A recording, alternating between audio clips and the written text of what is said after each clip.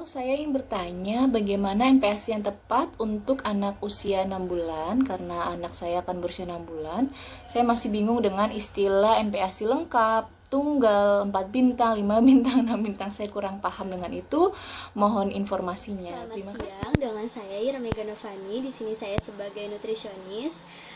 Di sini saya akan menjelaskan mengenai apa sih itu MPASI. Jadi tadi kan Ibu juga sudah bertanya ya, apa sih itu MPASI yang lengkap? Bagaimana dengan MPASI yang lengkap untuk bayi usia 6 bulan? WHO itu sendiri sudah memberikan 4 syarat MPASI. Jadi yang pertama adalah tepat waktu, yang kedua adalah adekuat, yang ketiga aman, dan yang keempat adalah diberikan dengan cara yang pertama adalah tepat waktu. Maksudnya tepat waktu itu adalah pemberian MPASI ini dilakukan pada bayi usia 6 bulan. Jadi mengapa pada usia 6 bulan? Karena pemberian MPASI usia tersebut disebabkan ASI saja tidak mencukupi kebutuhan pada gizi bayi.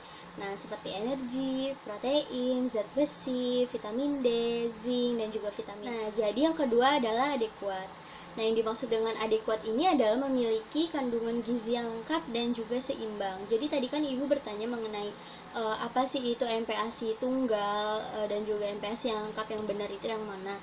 Jadi MPASI tunggal itu adalah yang sudah di istilah-istilah zaman dulu gitu kan. Jadi MPASI tunggal ini tidak lagi boleh diberikan karena tidak memenuhi kebutuhan gizi itu pada bayi. Akan beresiko defisiensi zat gizi mikro. Nah, khususnya itu adalah defisiensi zat besi. Karena zat besi ini adalah yang menyebabkan si bayi itu mengalami anemia. Jadi kalau misalkan bayi itu sudah mengalami anemia, maka bayi tersebut juga beresiko stunting. Nah, yang dimaksud dengan MPASI 4 bintang itu, yang pertama sumber karbohidrat, yang kedua sumber vitamin A, contohnya buah dan juga sayur, yang ketiga protein nabati, contohnya kacang-kacangan, yang keempat adalah protein hewani, contohnya daging merah, daging ayam, hati, dan juga susu. Nah, apa yang dimaksud dengan MPASI kuadran? Jadi maksudnya itu ada 4 juga tapi beda. Yang pertama sumber karbohidrat, yang kedua protein, tapi protein di sini yang diutamakan hanya protein hewaninya saja. Yang ketiga adalah buah ataupun sayur. Yang keempat adalah lemak. Jadi lemak ini juga hanya sebagai tambahan aja. Lalu untuk merujuk rekomendasi pada MPASI menurut WHO itu, komponen dasar MPASI adalah makanan pokok seperti serealia, umbi-umbian. Nah, tapi beragam makanan ini perlu ditambahkan pada makanan pokok tersebut sebagai sumber zat gizi. Di antaranya adalah bahan makanan hewani. Kenapa sih harus pangan hewani ini? Karena merupakan sumber utama protein, zat besi, dan juga zinc. Nah, contohnya adalah hati, bisa hati ayam atau hati sapi, karena di dalam hati itu tersebut mengandung vitamin A dan juga folat. Yang kedua adalah kuning telur.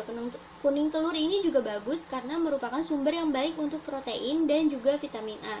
Tetapi pada kuning telur ini tidak terdapat zat besi. Yang kedua adalah olahan susu.